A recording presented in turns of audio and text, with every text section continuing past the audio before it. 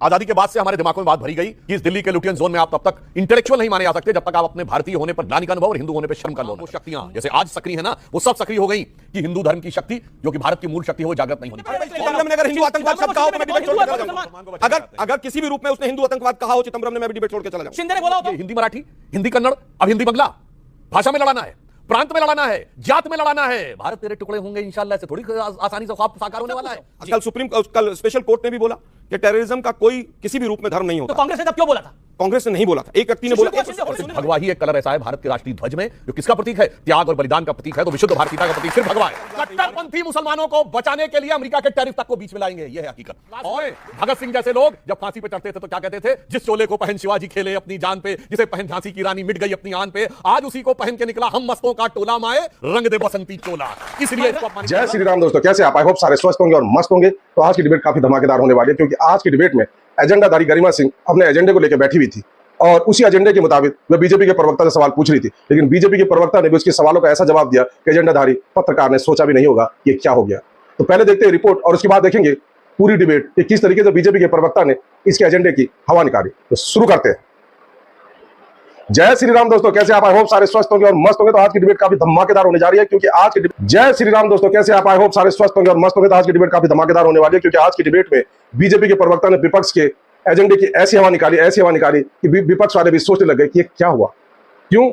विपक्ष सरकार कोई भी काम करे उसमें कमियां ढूंढनी है और हर बार यही होता है और इसी को लेकर अपनी डिबेट में बैठते हैं और हर बार मुंह की खा के जाते हैं। और इस डिबेट में कैसे बीजेपी के प्रवक्ता ने उनकी बोलती बंद की, देखते हैं इस रिपोर्ट में, उसके बाद देखेंगे पूरी डिबेट में। होने जा रही है सनातन पर हमला या कांग्रेस का एजेंडा। ये डिबेट कोई साधारण बहस नहीं बल्कि एक वैचारिक महायुद्ध है। एक ओर है बीजेपी के गूगल मैन कहे जाने वाले विद्वान प्रवक्ता सुधांशु त्रिवेदी और दूसरी ओर कांग्रेस के विवादों से घिरे और अक्सर गाली गलौज के लिए चर्चा में रहने वाले प्रवक्ता आलोक शर्मा। मंच सजा था भगवा आतंकवाद और सनातनी आतंकवाद जैसे बयानों पर, जिन्हें लेकर कांग्रेस के कई नेताओं ने समय समय पर विवाद खड़े किए हैं। लेकिन इस बार डिबेट में ऐसा कुछ हुआ जिसने कांग्रेस की रणनीति को ही कटघरे में खड़ा कर दिया। सुधांशु त्रिवेदी ने तथ्यों, ऐतिहासिक साक्ष्यों और बेबाक तर्कों के साथ कांग्रेस की उस मानसिकता को उजागर कर दिया जो बार बार सनातन संस्कृति को आतंकवाद से जोड़ने का प्रयास करती रही है। वहीं आलोक शर्मा हमेशा की तरह शब्दों की तलवार से वार करते दिखे, लेकिन इस बार हर बार त्रिवेदी के तर्कों की ढाल से टकराकर चकनाचूर हो गया। तो देखिए ये बहस, जहां भगवा पर सवाल उठाने वाले खुद सवालों के घेरे में आ गए। अंत तक जुड़े रहिए क्योंकि आज के अंत में तय होगा कि सनातन को आतंकवाद कहने वाले आज खुद राजनीतिक पाखंड के सबसे बड़े प्रतीक बन चुके हैं और जनता अब सब समझ चुकी है। भगवा आतंकवाद सिर्फ एक राजनीतिक भ्रम है और एक सोचा समझा प्रोपेगेंडा। तो शुरू करते हैं आज की बहस सनातन बनाम सियासी प्रहार। चालू करो बे। डॉक्टर सुधांशु त्रिवेदी, भगवा बाइज्जत बरी हुआ, आपको लगता है? देखिए, इसको थोड़ा व्यापक परिप्रेक्ष्य में सोचिए।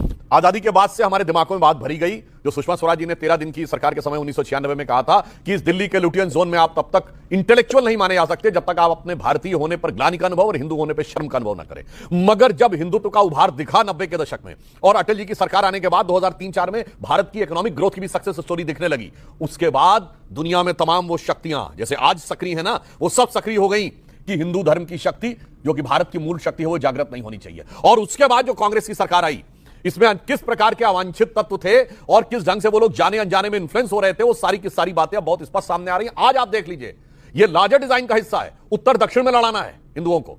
याद है, साउथ वाले कह रहे थे, कर्नाटक के एक मंत्री, कि नॉर्थ वाले कम टैक्स देते हैं, हम ज्यादा टैक्स देते हैं। पत्रकार ने पूछा अलग होना? हाँ जी, अलग हो जाना चाहिए। तमिल हिंदी में तो पहले भी होता था, ये हिंदी मराठी, हिंदी कन्नड़, अब हिंदी बंगला। भाषा में लड़ाना है, प्रांत में लड़ाना है, जात में लड़ाना है। भारत तेरे टुकड़े होंगे इंशाल्लाह, से थोड़ी आसानी से ख्वाब साकार होने वाला है। सब में लड़ाना है और उसका सबसे मुख्य काल था भगवा को आरोपित करना। अब मैं आपसे कहना चाहता हूं, भारत के राष्ट्रीय ध्वज में 3 रंग है, भगवा है, व्हाइट है और ग्रीन है। हम सब ने अपने अपने स्कूल में क्या पढ़ा? हरा रंग हरियाली का प्रतीक है, सफेद रंग शांति का प्रतीक है और भगवा रंग त्याग का प्रतीक है। मैं एक पूरा कर लूं बस एक लाइन में। अब आप ये बताइए, हरा रंग हरियाली का प्रतीक है, इसका भारत से कोई लेना देना नहीं, पूरी दुनिया में हरियाली का प्रतीक है। सफेद रंग शांति का प्रतीक है, it is not India specific, पूरी दुनिया में इसका प्रतीक है। पर सिर्फ भगवा ही एक कलर ऐसा है भारत के राष्ट्रीय ध्वज में जो किसका प्रतीक है? त्याग और बलिदान का प्रतीक है। तो विशुद्ध भारतीयता का प्रतीक सिर्फ भगवा है। और इसलिए ये वो है जो यज्ञ की ज्वालाओं का प्रतीक है। ये वो है जो भगवान राम और भगवान कृष्ण के ध्वज पर था। ये वो है भगवान बुद्ध जिसको पहने हुए थे। ये वो है जो सम्राट चंद्रगुप्त मौर्य से लेके, सम्राट विक्रमादित्य से लेके, पृथ्वीराज चौहान से लेके और हर्षवर्धन से लेके, राजा राज चोल से लेके, विक्रमादित्य से लेके हमारे ललितादित्य मुक्तापीठ तक, महाराणा प्रताप तक सब भगवा था। और ये वो है जिसके लिए लास्ट में भगत सिंह जैसे लोग जब फांसी पे चढ़ते थे तो क्या कहते थे, जिस चोले को पहन शिवाजी खेले अपनी जान पे, जिसे पहन झांसी की रानी मिट गई अपनी आन पे, आज उसी को पहन के निकला हम मस्तों का टोला, माए रंग दे बसंती चोला। इसलिए इसको अपमानित करना। जो बसंती चोला था, जो बसंत का रंग था, जो भगवा था, जिसको पृथ्वीराज चौहान सनातन कह रहे हैं, जिसको सुशील कुमार शिंदे ने हिंदू आतंकवाद कहा, उस हिंदू आतंकवाद की थ्योरी को कांग्रेस ने गढ़ा, कांग्रेस की सरकार ने गढ़ा, और आज वो थ्योरी औंधे मुंह आके गिर गई। क्या आपको लगता है कि हिंदू आतंकवादी है आलोक शर्मा जी? देखिए, मुझे लगता है आतंकवाद का कोई धर्म नहीं होता, और जिस होम सेक्रेटरी ने कहा कि ये हिंदू आतंकवाद है, वो इनके यहां 5 साल तक मंत्री रहे कि नहीं रहे पूरा देश जानता है जी। झंडे से बड़ा प्यार है आज इनको, तिरंगे से बड़ी बड़ी बातें बनाई जा रही। 52 साल तक आरएसएस ने अपने यहाँ झंडा नहीं फहराया। 3 रंग नहीं होने चाहिए, इसमें 2 ही रंग होने चाहिए। ये आरएसएस की उस समय की विचारधारा थी, लेकिन आज का विषय वो नहीं, क्योंकि ये तो डेविएट करेंगे विषय को, इधर से उधर ले जाएंगे। आज बीजेपी को, एनआईए को और अमित शाह को, तीनों को देश से माफी मांगनी चाहिए। माफी इसलिए मांगनी चाहिए कि अगर वो गुनहगार नहीं थे तो 11 साल आपको क्यों लगे आपकी सरकार को आए हुए, और अगर वो गुनहगार थे तो सबूत क्यों नहीं दिए गए।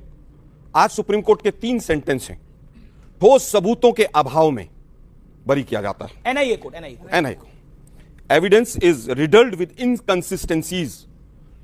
इनकंसिस्टेंसी है, कभी कोई एविडेंस दिया गया, कभी हट गया, कभी नहीं आया।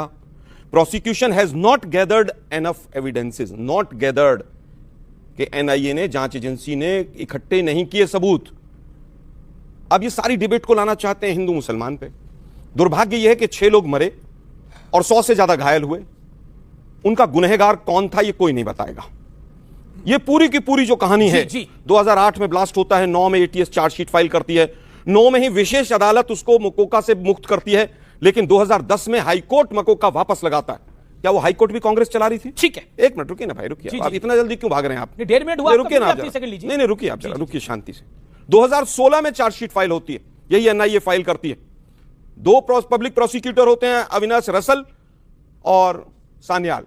आप लोगों को सबको नाम भी याद नहीं होंगे। अब उनके ऊपर दबाव बनाया जाता है और उनको बिना बताए चार्जशीट फाइल की जाती है। 2014 में मोदी जी की सरकार आ गई तो आज आप भी सुनिए भाई, उसी थ्योरी में 2 मिनट हो गए, मैं इसलिए बोल रहा हूं, मैं आज भी सवाल पूछ रहा हूं, 20 सेकंड में इसका जवाब दीजिए। आज आप उस थ्योरी के साथ खड़े हैं कि आज भी हिंदू आतंकवाद है, भगवा टेररिज्म है, आप उस थ्योरी के साथ हैं? पहला सेंटेंस बोला अमीश जी, शायद आपने सुना नहीं। जी, मैं आपसे पूछ रहा हूं। कल स्पेशल कोर्ट ने भी बोला कि टेररिज्म का कोई किसी भी रूप में धर्म नहीं होता। तो कांग्रेस ने तब क्यों बोला था? कांग्रेस ने नहीं बोला था, एक व्यक्ति ने बोला। सुनिए ना भाई, सुनिए तो सही। अरे सुनिए ना, चिदम्बरम ने क्या, जनरल सेक्रेटरी थी पार्टी के, चिदम्बरम पार्टी ने बोला, गृह मंत्री ने बोला, वित्त मंत्री ने बोला। यार आप यही तो प्रॉब्लम है ना, फिर मैं कुछ और कहूंगा फिर आपको अच्छा नहीं लगेगा। बोलिए। इतना गंभीर विषय है, आप उसको हिंदू मुसलमान पे ले जाना चाहते हैं। मैं तो चिदम्बरम और शिंदे पे, चिदम्बरम ने अगर हिंदू आतंकवाद शब्द कहा हो तो मैं डिबेट छोड़ के चला जाऊंगा। अगर किसी भी रूप में उसने हिंदू आतंकवाद कहा हो चिदम्बरम ने, मैं भी डिबेट छोड़ के चला जाऊंगा। शिंदे ने बोला हो तो अभी आपने चिदम्बरम का नाम लिया, होम मिनिस्टर थे अभी मैं बता, अरे मैं उत्तर तो देने दे भाई, शिंदे का शिंदे का भी उत्तर देने दे। आपको चिदम्बरम ने कहा कट्टरपंथी किसी भी धर्म का हो सकता है।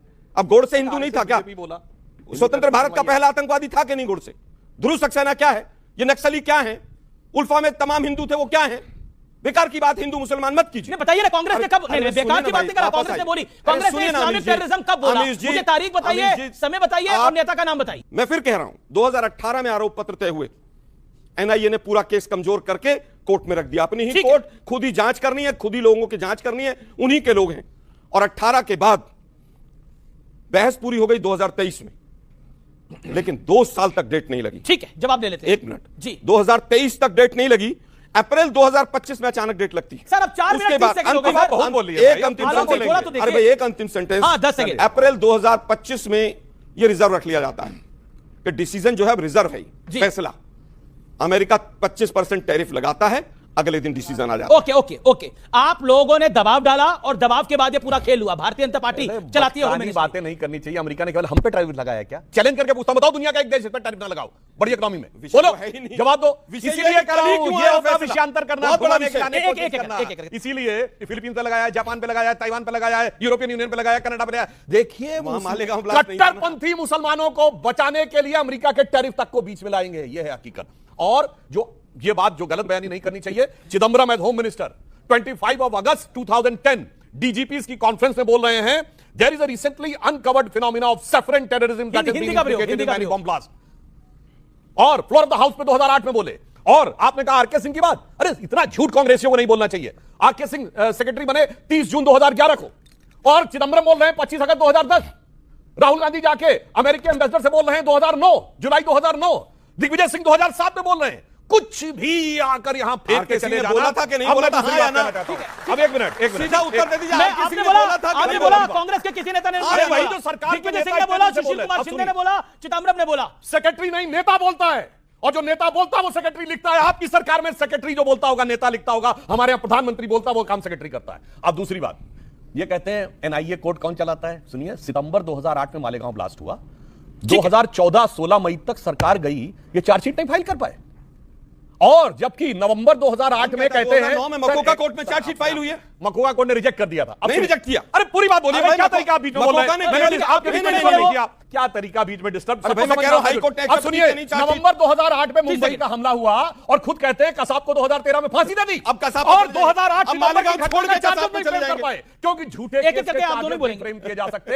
ये इनके सामने समस्या ठीक है। और इसीलिए इन्होंने मनगढ़ंत केसेस किस प्रकार के बनाए हैं। कर्नल पुरोहित को तो आर्मी ने तो पहले ही आरोप मुक्त कर दिया था इनके जमाने में। मकोका का तो केस उसी समय हट गया था इनके जमाने में। और जब मकोका कोर्ट हट गया तो क्यों नहीं चार्जशीट फाइल कर पाए? क्योंकि चार्जशीट तब करें जब सबूत हो। पॉइंट, मगर जब पॉइंट, दिमाग पॉइंट, में ओके, जबरदस्ती विवेक भी कुछ कहना चाह रहे करने की हैं। बात ठीक है, है। छोटा सा उत्तर, देन विवेक एंड अभिषेक अवस्थी। 6 साल चार्जशीट को नहीं। दोस्तों, आपने देखा होगा किस तरीके से बीजेपी के प्रवक्ता ने इस एजेंडाधारी एंकर की सारे एजेंडे की हवा निकाल कर रख दी और किस तरीके से इसको समझा दिया कि खाली एजेंडा चलाने से पत्रकारिता नहीं चलती, उसके लिए ज्ञान होना भी जरूरी है। तो आई होप कि आपको डिबेट पसंद आएगी। डिबेट पसंद आए तो लाइक कीजिए, शेयर कीजिए और चैनल पर नहीं तो सब्सक्राइब कीजिए। मिलता हूं फिर किसी नई डिबेट के साथ, तब तक जय श्री राम। तो देखा दोस्तों, आपने किस तरीके से बीजेपी के प्रवक्ता ने इन विपक्षी एजेंडाधारियों की एजेंडे की हवा निकाली। आई होप कि आपको वीडियो पसंद आएगी। वीडियो पसंद आए तो लाइक कीजिए, शेयर कीजिए और चैनल पर नहीं तो सब्सक्राइब कीजिए। मिलता हूं फिर किसी नई डिबेट के साथ, तब तक जय श्री राम।